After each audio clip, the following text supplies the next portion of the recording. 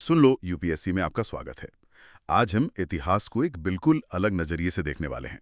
हम्म। हम अक्सर राजाओं, सल्तनतों और जंगों की कहानियां पढ़ते हैं, लेकिन क्या हो अगर मैं कहूं कि भारतीय इतिहास का असली हीरो या विलन कोई इंसान नहीं, बल्कि यहाँ की जमीन, यहाँ का मॉनसून, यहाँ के जंगल और पहाड़ थे। ये एक बहुत मजेदार सवाल है और इसी सवाल के दिल में बसा है हमारा आज का विषय, भारत का पर्यावरण का इतिहास, यानी environmental history of the Indian subcontinent. हाँ। ये सिर्फ पेड़ पौधों की कहानी नहीं है, ये इस बात की पड़ताल है कि कैसे प्रकृति ने हमारी सभ्यताओं को गढ़ा और कैसे हमने यानी इंसानों ने पलटकर प्रकृति की कहानी ही बदल दी। तो आज हम इसी रिश्ते की परतों को खोलेंगे। हम ये समझने की कोशिश करेंगे कि हम अतीत के पर्यावरण के बारे में जानते कैसे हैं, कौन से सुराग इस्तेमाल करते हैं। बिल्कुल। फिर हम देखेंगे कि कॉलोनियलिज्म यानी अंग्रेजों के आने से इस रिश्ते में क्या भूचाल आया। और आखिर में हम आज की चुनौतियों जैसे क्लाइमेट चेंज की जड़ें इतिहास में ढूंढेंगे। तो चलिए इस सफर की शुरुआत करते हैं। चलिए। सबसे पहला सवाल, ये एनवायरमेंटल हिस्ट्री आखिर है क्या? सुनने में ये हिस्ट्री और ज्योग्राफी का कोई मिक्सचर लगता है। लगता तो है, पर ये उससे कहीं ज्यादा गहरा है। ये एक इंटरडिसिप्लिनरी फील्ड है। इंटरडिसिप्लिनरी मतलब इसमें कई सारे सब्जेक्ट शामिल हैं। हाँ, मतलब इसमें इतिहासकार, आर्कियोलॉजिस्ट्स, क्लाइमेट साइंटिस्ट, ज्योग्राफर्स सब मिलकर काम करते हैं। जैसा कि एक बहुत बड़े विद्वान हैं, दीपेश चक्रवर्ती, वो कहते हैं कि इंसानों का इतिहास बायोस्फीयर यानी जीव मंडल के इतिहास से अलग नहीं किया जा सकता। बायोस्फीयर। हाँ, जीव मंडल। हम ये नहीं सोच सकते कि इंसान प्रकृति से अलग है, हम उसी का हिस्सा हैं। हमारी हर कहानी प्रकृति की कहानी से जुड़ी हुई है। तो ये एक तरह से हिस्ट्री को देखने का एक बड़ा होलिस्टिक नजरिया है। एग्जैक्टली। बातचीत में एक बड़ा कॉन्सेप्ट आता है अल्फ्रेड क्रॉस्बी का, इकोलॉजिकल इंपीरियलिज्म। ये सुनने में काफी भारी लगता है, इसका आसान मतलब क्या है? देखो, क्रॉस्बी का कहना था कि जब यूरोपियन लोग नई दुनिया जैसे अमेरिका या ऑस्ट्रेलिया गए, तो वे सिर्फ अपनी सेना और तकनीक नहीं ले गए, वे अपने साथ अपना पूरा पोर्टमैंटो बायोटा ले गए। पोर्टमैंटो बायोटा, ये क्या होता है? ये एक बड़ा फैंसी सा शब्द है, पर इसका मतलब सिंपल है। पोर्टमैंटो मतलब एक तरह का सूटकेस और बायोटा मतलब जीव जंतु और पेड़ पौधे। अच्छा, तो मतलब एक सूटकेस में बंद जीव जंतु? हाँ, बिल्कुल। सोचिए, एक अदृश्य सूटकेस जिसमें उन्होंने अपने साथ अपने पौधे, अपने जानवर जैसे घोड़े, गाय, सुअर और सबसे खतरनाक अपनी बीमारियां भी पैक कर ली थीं। बीमारियां जैसे स्मॉल पॉक्स, मीजल्स, चेचक और खसरा। जब ये यूरोपियन अमेरिका पहुंचे तो इन बीमारियों ने वहां की लगभग 90% आबादी को खत्म कर दिया। 90%? हाँ, 90%। क्योंकि उन लोगों में इन बीमारियों के खिलाफ कोई इम्यूनिटी नहीं थी, कोई प्रतिरोधक क्षमता नहीं थी। तो क्रॉस्बी कहते हैं कि अमेरिका की जीत बायोलॉजी की वजह से हुई, बंदूकों की वजह से नहीं। और इसी से उन्होंने वहां का पूरा इकोसिस्टम बदलकर न्यू यूरोप्स बना दिए। न्यू यूरोप्स मतलब नए यूरोप। बिल्कुल। लेकिन क्या ये थ्योरी भारत पर भी लागू होती है? मैंने सुना है कि इसमें कुछ कमियां थी, खासकर भारतीय कॉन्टेक्स्ट में। सही कहा। और यहीं पर रिचर्ड ग्रोव जैसे इतिहासकारों ने क्रॉस्बी की आलोचना की। उन्होंने कहा कि क्रॉस्बी ने नॉर्थ अमेरिका पर तो बहुत ध्यान दिया, लेकिन एशिया और अफ्रीका को एक तरह से नजरअंदाज कर दिया। क्यों? भारत में क्या अलग था? देखो, भारत में यूरोपियंस न्यू यूरोप्स नहीं बना पाए। वजह ये थी कि भारत में पहले से ही बहुत घनी आबादी थी, यहाँ हजारों साल पुरानी सभ्यताएं थीं और यहाँ के लोगों में उन बीमारियों से लड़ने की इम्यूनिटी भी ज्यादा थी। तो यहाँ मामला बायोलॉजी का नहीं था। नहीं, यहाँ पर उन्होंने अपनी पॉलिटिकल पावर का इस्तेमाल करके यहाँ की इकोलॉजी और फूड प्रोडक्शन के तरीकों को पूरी तरह बदल दिया। तो भारत में ये इकोलॉजिकल इंपीरियलिज्म बंदूकों और कानूनों के दम पर हुआ, बीमारियों के दम पर नहीं। मतलब यहाँ मामला पावर और पॉलिसी का था। बिल्कुल, पावर और पॉलिसी। चलिए पानी की बात करते हैं। एल नीनो और लानीना का जिक्र है, और एक बहुत ही दिलचस्प चीज है प्राचीन मिस्र का नीलोमीटर। इसका भारत के इतिहास से क्या लेना देना? ये दिखाता है कि दुनिया कैसे जुड़ी हुई है, खासकर क्लाइमेट के मामले में। नीलोमीटर, जैसा कि नाम से ही पता चलता है, मिस्र में नील नदी के पानी के स्तर को मापने का एक इंस्ट्रूमेंट था। हजारों साल पुराना? हाँ, हजारों साल पुराना। तो उस नीलोमीटर से मिले डेटा से हमें प्राचीन मिस्र की बारिश के पैटर्न का पता चलता है और मजे की बात यह है कि जब हम उस डेटा की तुलना भारतीय उपमहाद्वीप के बारिश के पैटर्न से करते हैं तो हमें एक कनेक्शन दिखता है। मतलब जब वहां सूखा पड़ता था तो यहाँ भी असर होता था। हाँ, कई बार ऐसा देखा गया है। ये क्लाइमेट की ग्लोबल इंटरकनेक्टेडनेस को दिखाता है। सुनील अमृत और मयंक कुमार जैसे विद्वानों ने यही दिखाया है कि कैसे इंसान हमेशा से बदलते क्लाइमेट के साथ अडेप्ट करते आए हैं, चाहे वो दक्षिण एशिया की नदियां हों या थार का रेगिस्तान। ये एडेप्टेशन हमारी हिस्ट्री का एक बहुत बड़ा हिस्सा है। ये मेंस के एक बहुत इंपॉर्टेंट टॉपिक है, इकोफेमिनिज्म। ये क्या है? इकोफेमिनिज्म का जो मूल विचार है वो ये है कि महिलाओं का दमन और प्रकृति का शोषण दोनों एक ही मानसिकता से जुड़े हैं। एक ही मानसिकता? कौन सी मानसिकता? पैट्रियार्कल मानसिकता, पितृसत्तात्मक सोच। ये वो सोच है जो मानती है कि कुछ चीजें स्वाभाविक रूप से श्रेष्ठ हैं और कुछ हीन है, जैसे पुरुष को श्रेष्ठ मानना और महिला को कमजोर, या इंसान को प्रकृति का मालिक समझना। तो इकोफेमिनिज्म कहता है कि ये दोनों शोषण एक ही सिक्के के दो पहलू हैं। और इसका महिलाओं पर ज्यादा असर क्यों पड़ता है? क्योंकि महिलाएं खासकर ग्रामीण इलाकों में सीधे तौर पर प्राकृतिक संसाधनों पर निर्भर होती हैं। पानी लाना, ईंधन के लिए लकड़ी इकट्ठा करना, जानवरों के लिए चारा लाना, ये सारे काम पारंपरिक रूप से महिलाओं के हिस्से में आते हैं। तो जब जंगल कटते हैं या पानी के स्रोत सूखते हैं तो सबसे ज्यादा असर उन पर ही पड़ता है। उनका काम और बोझ दोनों बढ़ जाता है। पर इसकी आलोचना भी होती है, जिसे यूरोसेंट्रिज्म और एसेंशियलिज्म को लेकर। हाँ, इसकी कुछ सीमाएं हैं। एक आलोचना ये है कि ये क्लास, कास्ट और रेस जैसे फर्क को नजरअंदाज करता है। ये सारी महिलाओं को एक ही श्रेणी में डाल देता है। मतलब ये कि एक अमीर शहरी महिला और एक गरीब आदिवासी महिला का प्रकृति से रिश्ता एक जैसा नहीं हो सकता। बिल्कुल नहीं हो सकता। और दूसरी आलोचना एसेंशियलिज्म की है। ये मान लेता है कि महिलाओं का प्रकृति से कोई स्वाभाविक या एसेंशियल रिश्ता है, जैसे माँ और धरती का रिश्ता, जो कि एक रोमांटिसाइज्ड विचार हो सकता है। ये जरूरी नहीं कि हर महिला का प्रकृति से गहरा जुड़ाव हो। तो भारतीय संदर्भ में इसे कैसे समझा जा सकता है? प्रकृति शब्द का जिक्र आता है। भारत में इकोफेमिनिज्म को प्रकृति की अवधारणा से जोड़ा जाता है, जिसे एक फेमिनिन प्रिंसिपल, एक स्त्री तत्व माना गया है। वंदना शिवा का काम यहाँ बहुत महत्वपूर्ण है। वो महिलाओं को पारंपरिक ज्ञान वाली नेचुरल साइंटिस्ट मानती हैं। Natural scientist? हाँ, क्योंकि उनके पास पीढ़ियों का ज्ञान होता है। कौन से बीज अच्छे हैं, किस मौसम में क्या उगाना है, किस पौधे से कौन सी बीमारी ठीक होती है। वंदना शिवा कहती हैं कि मॉडर्न साइंस इस ज्ञान को अक्सर अनदेखा कर देता है। लेकिन इसका एक ऑल्टरनेटिव भी है, बिना अग्रवाल का फेमिनिस्ट एनवायरमेंटलिज्म। ये कैसे अलग है? ये बहुत जरूरी डिस्टिंक्शन है। बिना अग्रवाल का तर्क है कि महिलाओं का प्रकृति से रिश्ता स्वाभाविक या आध्यात्मिक नहीं, बल्कि उनकी मटीरियल रियलिटी यानी भौतिक सच्चाई पर आधारित है। मटीरियल रियलिटी मतलब उनका रिश्ता इसलिए गहरा है क्योंकि उनका काम और जीवन यापन सीधे प्रकृति से जुड़ा है। जेंडर डिवीजन ऑफ लेबर मतलब काम का लिंग के आधार पर बंटवारा, प्रॉपर्टी राइट्स और पार ये तय करते हैं कि महिलाएं प्रकृति के साथ कैसे इंटरैक्ट करती हैं। ये कोई रोमांटिक कनेक्शन नहीं है, ये उनके सर्वाइवल की लड़ाई है। इसका कोई रियल लाइफ उदाहरण? चिपको आंदोलन, चिपको मूवमेंट। बिल्कुल। अप्रैल 1973 चमोली जिला, जब सरकार ने एक स्पोर्ट्स गुड्स कंपनी को जंगल के पेड़ काटने का ठेका दे दिया तो गांव वालों ने विरोध किया। गौरी देवी, बशनी देवी, सुंदरलाल बहुगुणा और चंदी प्रसाद भट्ट जैसे नेताओं के नेतृत्व में गांव वालों ने, खासकर महिलाओं ने, एक अनोखा तरीका अपनाया। वो पेड़ों से चिपक गए। हाँ, वो पेड़ों से चिपक कर खड़े हो गए और कहा कि पेड़ काटने से पहले हमें काटना होगा। ये एक्शन सिर्फ इमोशनल नहीं था, ये उनके सर्वाइवल की लड़ाई थी। वो जानते थे कि अगर जंगल कट गए तो बाढ़ आएगी, उनकी जमीन बह जाएगी और उनका जीवन यापन का आधार ही खत्म हो जाएगा। ये फेमिनिस्ट एनवायरमेंटलिज्म का एक बेहतरीन उदाहरण है। तो हमने देखा कि पर्यावरण का इतिहास कितना कॉम्प्लेक्स है। अब ये बताइए कि इतिहास के लिए सोर्स तो चाहिए, पर्यावरण के इतिहास के लिए आर्काइवल सोर्सेज क्या होते हैं? देखो, जब हम आर्काइव्स की बात करते हैं तो लोगों को लगता है सिर्फ सरकारी दस्तावेज, पर ऐसा नहीं है। ये academic, business, government, historical society और स्पेशल आर्काइव्स हो सकते हैं। जैसे फॉरेस्ट डिपार्टमेंट के रिकॉर्ड्स, रेवेन्यू सेटलमेंट्स की फाइलें, मीटियोरोलॉजिकल डिपार्टमेंट का डेटा, ये सब सरकारी आर्काइव्स में मिलेगा।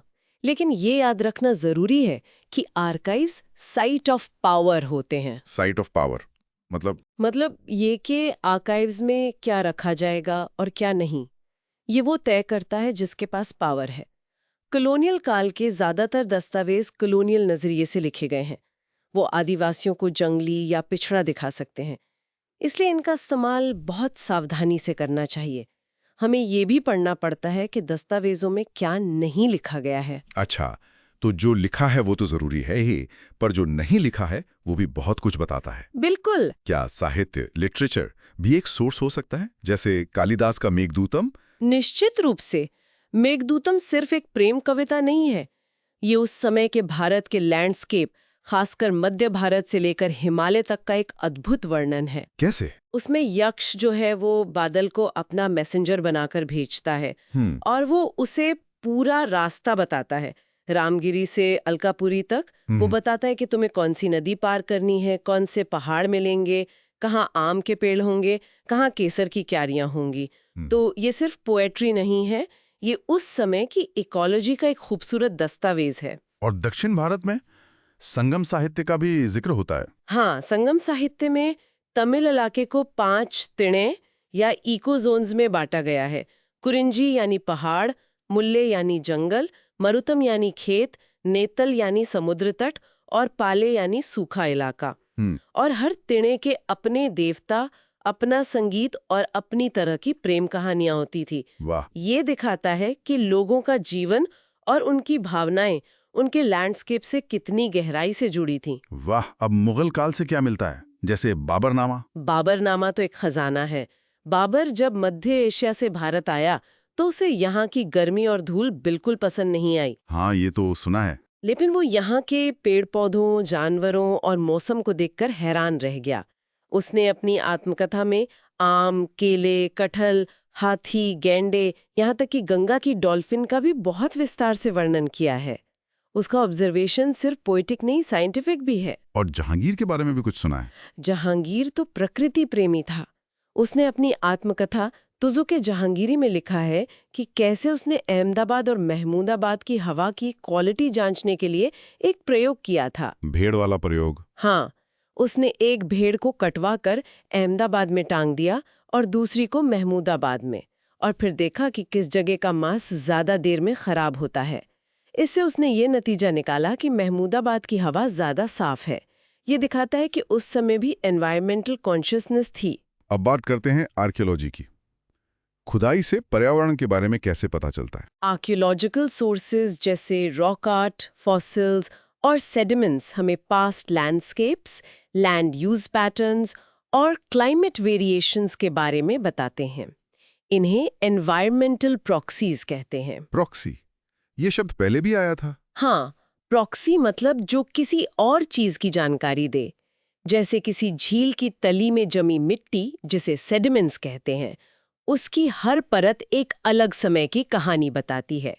अगर किसी परत में ज्यादा पोलन ग्रेन्स है तो मतलब उस समय जंगल ज्यादा थे। अगर परत मोटी है तो मतलब बारिश ज्यादा हुई थी। तो ये एक तरह से प्रकृति की अपनी हिस्ट्री बुक है। बिल्कुल। बाढ़ के मैदानों में जमी मिट्टी, फ्लड प्लेन सेडिमेंट्स से पता चलता है कि वहां की इकोसिस्टम कैसे बदली। मटेरियल कल्चर में इको फैक्ट्स क्या होते हैं? ये एक इम्पॉर्टेंट टर्म है। आर्कियोलॉजिस्ट्स को 2 तरह की चीजें मिलती हैं, आर्टिफैक्ट्स और इकोफैक्ट्स। आर्टिफैक्ट्स वो हैं जो इंसानों ने बनाए हैं, जैसे मिट्टी के बर्तन, औजार। और इको फैक्ट्स? इकोफैक्ट्स वो ऑर्गेनिक रिमेन्स हैं जो इंसानों ने बनाई नहीं है पर उनके जीवन का हिस्सा थे, जैसे जानवरों की हड्डियां, पौधों के जले हुए अवशेष, पॉलन ग्रेन्स यानी परागकण। तो इनसे क्या पता चलता है? बहुत कुछ। जानवरों की हड्डियों से पता चलता है कि लोग क्या खाते थे, कौन से जानवर पालते थे। पोलन ग्रेन्स के अध्ययन को पैलिनोलॉजी कहते हैं और पौधों के सिलिका कणों के अध्ययन को फाइटोलिथ्स कहते हैं। इनसे हमें हजारों साल पहले की वनस्पति के बारे में सटीक जानकारी मिलती है। यह हमें बताते हैं कि कब खेती शुरू हुई, कौन सी फसलें उगाई जाती थीं। और ये ट्रेडिशनल एनवायरमेंटल नॉलेज TK क्या है? ये वो ज्ञान है जो किताबों में नहीं मिलता। ये वो ज्ञान है जो पीढ़ियों से चला आ रहा है, जो अनुभवों और मान्यताओं पर आधारित है। जैसे स्थानीय पेड़ पौधों के औषधीय गुणों का ज्ञान, किस जड़ी बूटी से क्या इलाज होता है, या फिर कौन से बादल देखकर बारिश का अंदाजा लगाना है, ये ज्ञान लोकल कम्युनिटीज के पास होता है। ये दिखाता है कि प्राचीन समाजों में प्रकृति की गहरी समझ थी, जो फॉर्मल साइंस से अलग थी पर बहुत इफेक्टिव थी। चलिए समय में और पीछे चलते हैं। ये पेलियो एनवायरनमेंट्स क्या हैं? पेलियो एनवायरनमेंट्स मतलब धरती के प्राचीन पर्यावरण। इनकी स्टडी से हमें ह्यूमन एवोल्यूशन और अडेप्टेशन को समझने में मदद मिलती है। लाखों साल पहले धरती कैसी थी, क्लाइमेट कैसा था और हमारे पूर्वजों ने उन हालातों में खुद को कैसे ढाला। तो भारतीय उपमहाद्वीप की ज्योग्राफी ने इसमें क्या भूमिका निभाई? भारतीय उपमहाद्वीप की ज्योग्राफी बहुत यूनिक है। ये उत्तर में हिमालय से और 3 तरफ से समुद्र से घिरा है। एक फनल की तरह है। इसने हमेशा से माइग्रेशंस को आसान बनाया है। लोग यहाँ आते रहे हैं और बसते रहे हैं, जिससे यहाँ एक मल्टीकल्चरल सोसाइटी बनी। तो इंडस वैली सिविलाइजेशन जैसी शुरुआती बस्तियों को जियोलॉजी और क्लाइमेट ने कैसे प्रभावित किया? इंडस वैली सिविलाइजेशन एक टेक्टोनिक बाउंड्री पर स्थित थी, जिसे इंडस सूचर कहते हैं। ये वो जगह है जहाँ इंडियन प्लेट यूरेशियन प्लेट से टकराई थी। और हिमालय बना? हाँ, तो हिमालय से निकली नदियों, खासकर इंडस और उसकी ट्रिब्यूटरीज ने उपजाऊ मैदान बनाए, जिसे हम फ्लड प्लेन्स कहते हैं। इसी उपजाऊ जमीन पर ये महान सभ्यता फली फूली। और क्लाइमेट का क्या रोल था? होलोसीन युग में, यानी पिछले करीब 11,000 सालों में, क्लाइमेट में बहुत बदलाव हुए। कभी ज्यादा बारिश हुई, कभी सूखा पड़ा, कभी मौसम ठंडा हुआ, कभी गर्म। इन बदलावों ने वहाँ के लोगों को लगातार अडेप्ट करने और नई टेक्नोलॉजीज, नई संस्कृतियों को जन्म देने के लिए मजबूर किया। शायद सिविलाइजेशन का पतन भी एक बड़े क्लाइमेटिक शिफ्ट की वजह से हुआ हो। अब आते हैं मॉनसून इकोलॉजीज पर। मॉनसून भारत के लिए कितना जरूरी है, ये तो हम सब जानते हैं, पर ऐतिहासिक रूप से इसका क्या महत्व है? मॉनसून भारतीय कृषि की रीढ़ है। ये सिर्फ बारिश नहीं है, ये एक मौसम है, एक एहसास है, एक पूरी कल्चर को डिफाइन करने वाली ताकत है।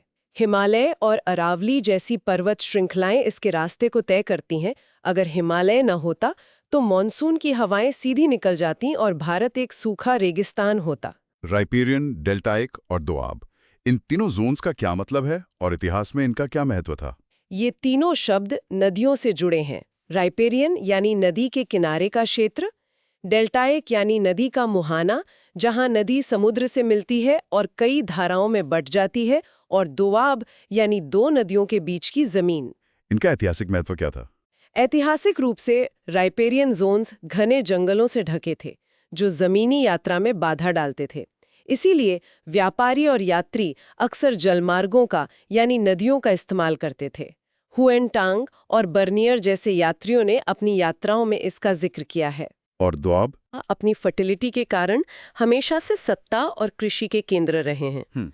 गंगा यमुना का दोआब तो सबसे प्रसिद्ध है जी। जिसने भी इस इलाके पर कब्जा किया, उसने पूरे उत्तर भारत पर राज किया। कॉलोनियल काल में पंजाब के दोआब क्षेत्रों में कैनल कॉलोनीज बसाई गईं। हाँ, अंग्रेजों ने नहरों का जाल बिछाकर इन सेमी एरिड इलाकों को खेती के लायक बनाया और वहाँ लोगों को बसाया। इससे वहाँ एक एग्रीकल्चरल रेवोल्यूशन आया, लेकिन उसके अपने इकोलॉजिकल कॉन्सिक्वेंसेस भी हुए। जैसे वाटर लॉगिंग और सैलिनिटी। फोरेजा या शिकारी संग्राहक शब्द को लेकर अब नई समझ क्या है? हम अक्सर उन्हें आइसोलेटेड समझते हैं। हाँ, पुरानी समझ यही थी कि ये लोग जंगलों में अलग थलग रहते थे, लेकिन नई रिसर्च ये बताती है कि ऐसा नहीं था। इन समुदायों का दूसरे समुदायों जैसे किसानों और चरवाहों के साथ लंबा इंटरैक्शन रहा है। वे उनसे सामान का लेन देन करते थे। इनकी कुछ सामान्य विशेषताएं क्या थीं? आमतौर पर इनमें शक्ति का विकेंद्रीकरण होता था, मतलब कोई एक राजा या मुखिया नहीं होता था। वे खानाबदोश जीवन जीते थे और संसाधनों का साझा उपयोग करते थे। प्राइवेट प्रॉपर्टी का कॉन्सेप्ट नहीं था। दक्षिण एशिया की कुछ फोरेजर कम्युनिटीज और उनकी यूनिक टेक्नोलॉजीज के बारे में बताइए। बहुत इंटरेस्टिंग एग्जाम्पल्स हैं। जैसे अंडमान के ओंगे लोग धनुष, बाण और डोंगी का इस्तेमाल मछली पकड़ने और शिकार करने के लिए करते थे। कर्नाटक के जैनु करिम्बा समुदाय के लोग बर्ड लाइन का इस्तेमाल करते थे। बर्ड लाइन, ये क्या है? ये एक तरह का चिपचिपा गोंद होता है जिसे वो पेड़ों की डालियों पर लगा देते थे। जब पक्षी उस पर बैठते तो चिपक जाते थे। और छोटा नागपुर के हिल खरियाज लोग बांस की ब्लोगन का इस्तेमाल करते थे, जिसमें से वो जहरीले तीर फूंक कर छोटे जानवरों का शिकार करते थे। ये दिखाता है कि उन्होंने अपनी एनवायरनमेंट के हिसाब से कितनी सोफिस्टिकेटेड टेक्नोलॉजीज डेवलप की थी। सेक्रेड ग्रोव्स का कॉन्सेप्ट बहुत अनोखा है। ये क्या होता है? सेक्रेड ग्रोव्स यानी पवित्र उपवन जंगल के वो हिस्से होते हैं जिन्हें स्थानीय समुदाय देवी देवताओं या पूर्वजों को समर्पित करके उनकी रक्षा करते हैं। इन जगहों से लकड़ी काटना, शिकार करना, यहाँ तक कि पत्ता तोड़ना भी मना होता है। तो ये एक तरह की प्रकृति पूजा है। हाँ, ये प्रकृति पूजा भी है और एक बहुत इफेक्टिव कंजर्वेशन स्ट्रैटेजी भी है। माधव गाडगिल जैसे इकोलॉजिस्ट्स ने बताया है कि कैसे इन उपवनों ने कर्नाटक के उत्तरा कन्नड़ जिले में बायोडायवर्सिटी को बनाए रखने में मदद की है। ये आज के जमाने के बायोडायवर्सिटी हॉटस्पॉट्स हैं जिन्हें लोगों ने अपनी आस्था से बचाया है। अब आते हैं थीम 4 पर, एग्रो पेस्टोरल रिजीम्स। रेगिस्तान और घास के मैदानों को अक्सर बंजर भूमि, वेस्टलैंड्स कहा जाता है।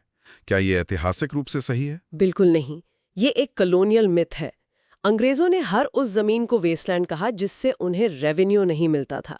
लेकिन सच तो ये है कि ये बहुत महत्वपूर्ण बायोम्स हैं और इन्हें सभ्यता का पालना, क्रेडल्स ऑफ सिविलाइजेशन भी कहा गया है। सभ्यता का पालना क्यों? क्योंकि दुनिया के कई हिस्सों में अनाज उत्पादन और पशुचारण, पेस्टोरलिज्म की शुरुआत इन्हीं सेमी एरिड ग्रासलैंड्स में हुई। यहीं पर इंसानों ने सबसे पहले जंगली घासों से गेहूं और जौ जैसी फसलें उगाना सीखा। इन क्षेत्रों में राज्य कैसे बने?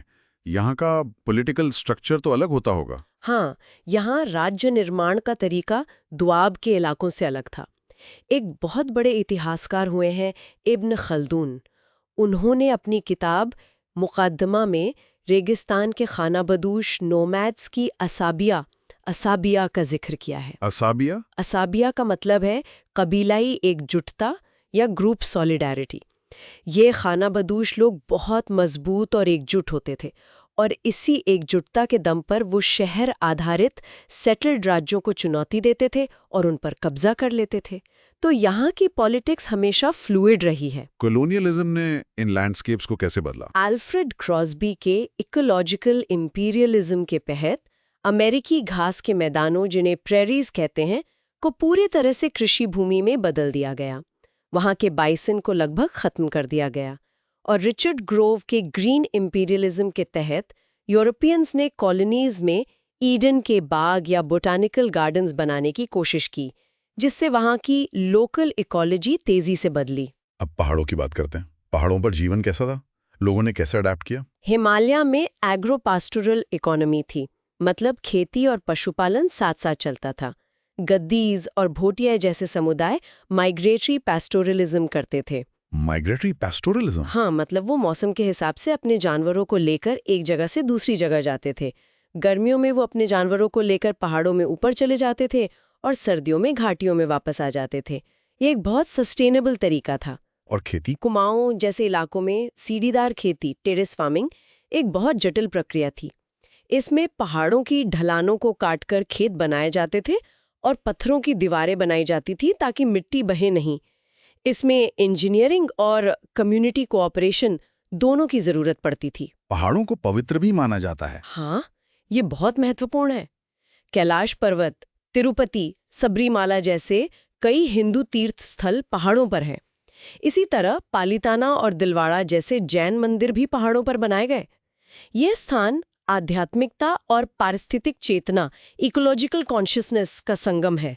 पहाड़ को देवता मानने की वजह से लोग उसकी इज्जत करते थे और उसे नुकसान नहीं पहुंचाते थे। अंग्रेजों ने पहाड़ों का इस्तेमाल कैसे किया? अंग्रेजों ने पहाड़ों को हिल स्टेशंस में बदल दिया। शिमला, मसूरी, दार्जिलिंग। ये तो हम सब जानते हैं, पर इसकी शुरुआत कैसे हुई? शुरुआत में ये बीमार सैनिकों के लिए सैनिटोरियम्स थे।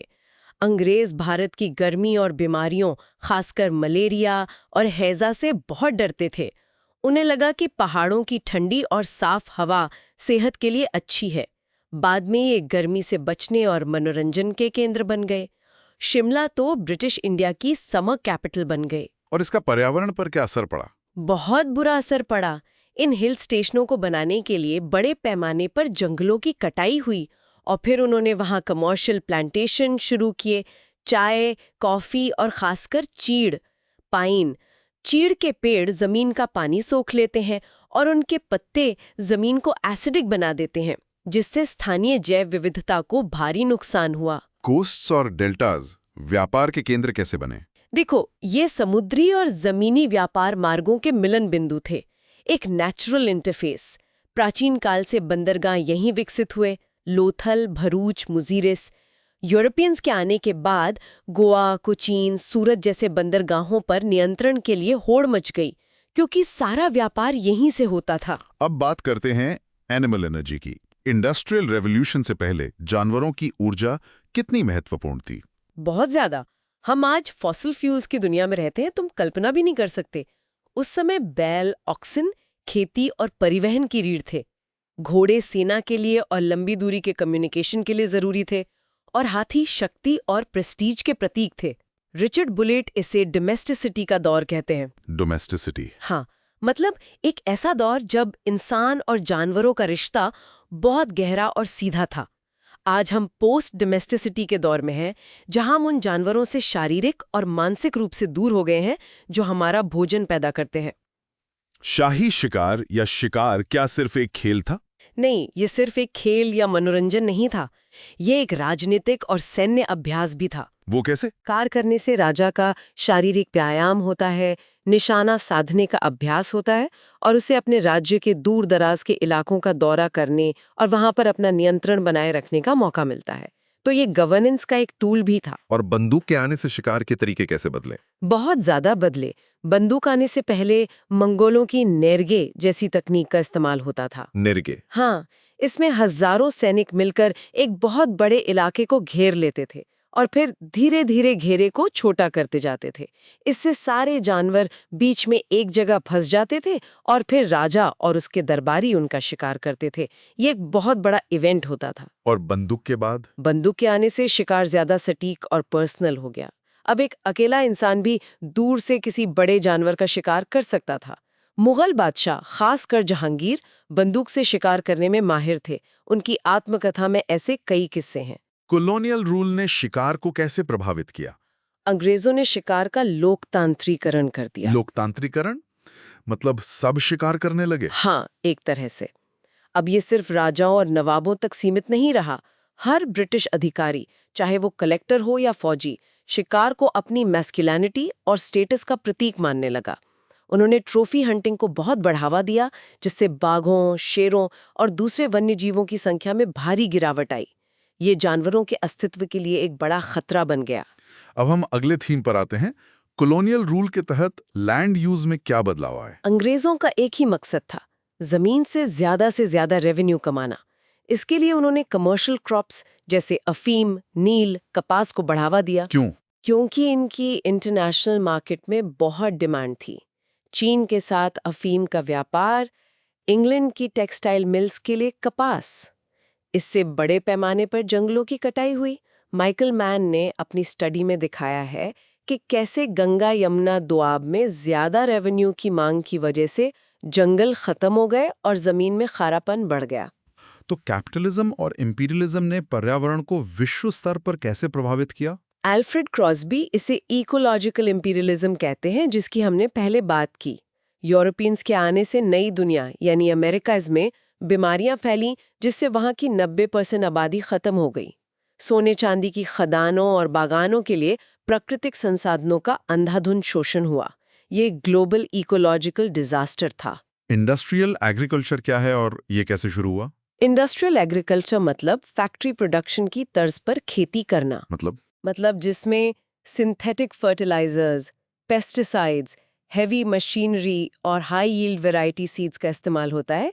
इसकी शुरुआत फॉसिल फ्यूल से चलने वाली मशीनों और ट्रांसपोर्ट रेवोल्यूशन, रेलवे, जहाज से हुई। इससे उत्पादन तो बहुत बड़ा, जिसे हम ग्रीन रेवोल्यूशन कहते हैं, लेकिन इसके लॉन्ग टर्म एनवायरमेंटल कॉन्सिक्वेंसेस भी हुए। जमीन की फर्टिलिटी कम हुई, पानी का लेवल नीचे गया और बायोडाइवर्सिटी खत्म हुई। विकास की कीमत अक्सर गरीबों को चुकानी पड़ती है। लॉस ऑफ लाइवलीहुड और माइग्रेशन के कुछ उदाहरण दीजिए। बुंदेलखंड का उदाहरण ले सकते हैं। वहां पत्थर की खदानों की वजह से जंगल खत्म हुए, पानी का संकट गहराया और खेती चौपट हो गई। इसके कारण वहां से बड़े पैमाने पर डिस्ट्रेस माइग्रेशन हुआ। लोग काम की तलाश में शहरों की तरफ जाने को मजबूर हो गए। और क्या इसका कोई ग्लोबल पैरेलल है? हाँ, ब्राजील के अमेज़न के जंगलों में बड़े बांधों और माइनिंग प्रोजेक्ट्स की वजह से हजारों किसानों और इंडिजिनस आदिवासियों को विस्थापित होना पड़ा है। ये एक ग्लोबल पैटर्न है जहाँ विकास के नाम पर सबसे कमजोर तबकों को उनकी जमीन और लाइवलीहुड से बेदखल कर दिया जाता है। फॉरेस्ट कंजर्वेशन की शुरुआत कैसे हुई? क्या ये पर्यावरण प्रेम की वजह से थी? शुरुआत में तो बिल्कुल नहीं। कॉलोनियल सरकार का मकसद जंगलों को बचाना नहीं, बल्कि कमर्शियल इस्तेमाल के लिए, खासकर रेलवे स्लीपर्स और जहाज़ों के लिए लकड़ी की रेगुलर सप्लाई सुनिश्चित करना था। तो उन्होंने क्या किया? इसके लिए उन्होंने साइंटिफिक फॉरेस्ट्री का मॉडल अपनाया, जिसके तहत उन्होंने सागौन, टीक और देवदार साल जैसे पेड़ों के मोनोकल्चर को बढ़ावा दिया। उन्होंने प्राकृतिक मिक्स्ड जंगलों को काटकर एक ही तरह के पेड़ लगा दिए, जिससे बायोडायवर्सिटी को भारी नुकसान हुआ। नेशनल पार्क्स और जूलॉजिकल पार्क्स का कॉन्सेप्ट कब और क्यों आया? ये 19वीं और 20वीं सदी में अर्बनाइजेशन और इंडस्ट्रियलाइजेशन के बढ़ने और वन्य जीवों के खत्म होने की चिंता से उभरा। लोगों को लगा कि प्रकृति और जंगली जानवर शहरों से गायब हो रहे हैं, तो उन्हें बचाने के लिए अलग से जगह बनानी पड़ेगी।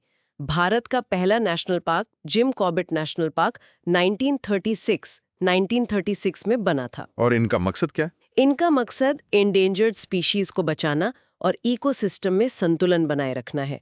लेकिन इन पर भी बहस होती है, क्योंकि कई बार इन पार्क्स को बनाने के लिए वहां रहने वाले स्थानीय समुदायों को हटा दिया जाता है, जिससे ह्यूमन वाइल्ड लाइफ कॉन्फ्लिक्ट और बढ़ जाता है। बड़े बांधों पर हमेशा विवाद क्यों होता है? क्योंकि इनके फायदे और नुकसान दोनों बड़े होते हैं। एक तरफ इनसे बिजली बनती है, सिंचाई के लिए पानी मिलता है और बाढ़ पर नियंत्रण होता है। आजादी के बाद इन्हें आधुनिक भारत के मंदिर कहा गया। लेकिन दूसरी तरफ ये भूकंप का खतरा बढ़ाते हैं, जमीन में वाटर लॉगिंग और सैलिनिटी पैदा करते हैं, और सबसे बड़ी बात, लाखों लोगों को विस्थापित करते हैं। नर्मदा बचाओ आंदोलन इसका एक बड़ा उदाहरण है।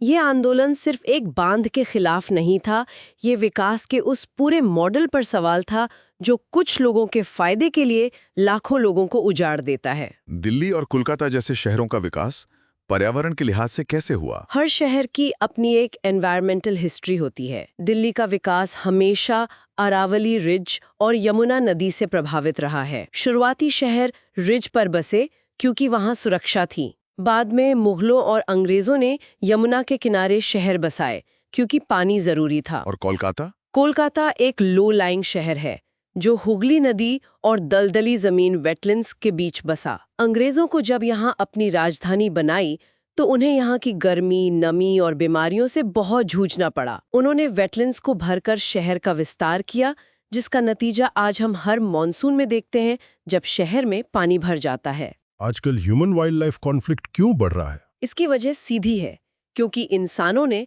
कृषि, शहरों और सड़कों के विस्तार के लिए जानवरों के हैबिटेट को या तो नष्ट कर दिया है या उसे टुकड़ों में बांट दिया है। उनके आने जाने के रास्ते, जिन्हें एनिमल कॉरिडोर्स कहते हैं, वो बंद हो गए हैं। तो जानवर क्या करें? तो जानवर भोजन और पानी की तलाश में इंसानी बस्तियों में आने को मजबूर हो जाते हैं। ये असल में ह्यूमन वाइल्ड लाइफ कॉन्फ्लिक्ट नहीं, बल्कि ह्यूमन कॉन्फ्लिक्ट है, जिसमें इंसानों की ज़रूरतें जानवरों की ज़रूरतों से टकरा रही हैं। अंत में क्लाइमेट चेंज की बात करते हैं।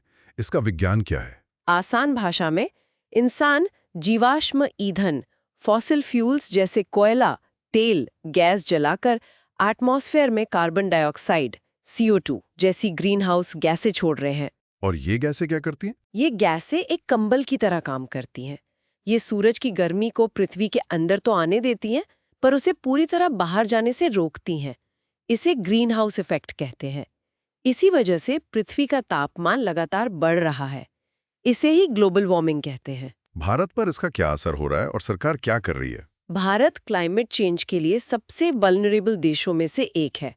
यहाँ हीट वेव ज्यादा तीव्र और लंबी हो रही हैं, बारिश का पैटर्न बदल रहा है, कहीं बाढ़ आ रही है तो कहीं सूखा पड़ रहा है, और समुद्र का जल स्तर बढ़ने से हमारे कोस्टल इलाकों पर खतरा बढ़ रहा है। और सरकार के कदम? भारत सरकार ने पेरिस एग्रीमेंट के तहत 2070 तक नेट जीरो एमिशंस का लक्ष्य रखा है। इसका मतलब है कि हम जितनी ग्रीन हाउस गैस पैदा करेंगे उतनी ही एब्जॉर्ब भी करेंगे। इसके लिए सरकार रिन्यूएबल एनर्जी जैसे सोलर और विंड एनर्जी को बहुत बढ़ावा दे रही है। लेकिन ये चुनौती बहुत बड़ी है और इसके लिए ग्लोबल और लोकल लेवल पर कलेक्टिव एक्शन की जरूरत है। तो ये थी हमारी आज की विस्तृत चर्चा भारत के पर्यावरण के इतिहास पर।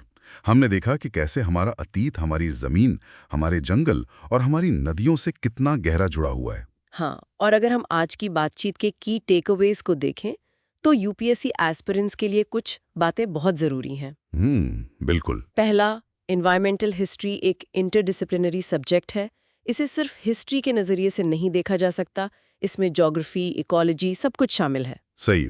दूसरा, अल्फ्रेड क्रॉस्बी का इकोलॉजिकल इंपीरियलिज्म और बीना अग्रवाल के फेमिनिस्ट एनवायरमेंटलिज्म के कॉन्सेप्ट्स को उनके न्यूआंसेस के साथ याद रखें। मेंस में इन पर सीधा सवाल आ सकता है। ये बहुत जरूरी है। तीसरा, स्रोत के रूप में सिर्फ सरकारी दस्तावेज नहीं, बल्कि साहित्य, मेघदूतम, आत्मकथाएं, बाबरनामा और आर्कियोलॉजी भी कितने महत्वपूर्ण हैं, यह हमने देखा। हाँ, सोर्सेस को क्रिटिकली देखना होगा। चौथा, कॉलोनियलिज्म एक वाटरशेड मूवमेंट था जिसने भारत के पर्यावरण को अपनी कमर्शियल नीड्स के लिए पूरी तरह बदल दिया, चाहे वो साइंटिफिक फॉरेस्ट्री के नाम पर जंगल हो या हिल स्टेशंस के नाम पर पहाड़। और पांचवां, हमारी आज की चुनौतियां, चाहे वो मानव वन्यजीव संघर्ष हो या जलवायु परिवर्तन, इन सब की जड़ें इतिहास में है। अगर हम इतिहास को समझेंगे तभी हम भविष्य के लिए बेहतर नीतियां बना पाएंगे। आज की मेहनत कल की कहानी बदल देगी। अगर ये सेशन अच्छा लगा तो लाइक, शेयर और कमेंट जरूर करो और सब्सक्राइब करो सुन लो यूपीएससी को। 299 रुपीस मेंबरशिप ज्वाइन करके एक्सक्लूसिव कंटेंट का एक्सेस लो।